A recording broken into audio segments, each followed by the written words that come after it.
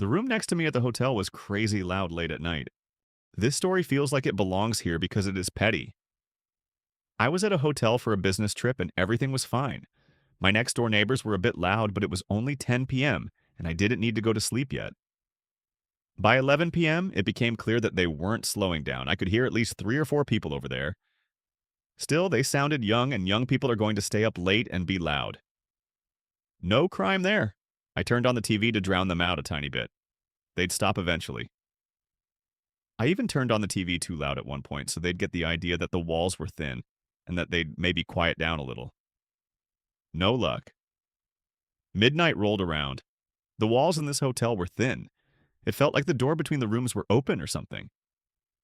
There was no way I was getting any sleep like this, and I had work early the next day. I'm a heavy sleeper, but the inconsistent, loud laughing? Were they moving furniture?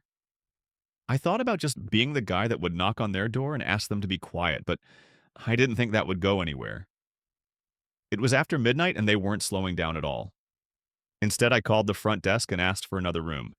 They said that they'd send a security guard up with a new room key. I packed my room and waited by the door. There's something weird about packing a hotel room after midnight, and I found myself getting more and more irritated by my inconsiderate neighbors. I could hear these guys even better in the hallway through their closed door. As I stood in my open doorway, the security guy rolled around the corner and took my room key and handed me another 6 floors up. Just a moment, I said.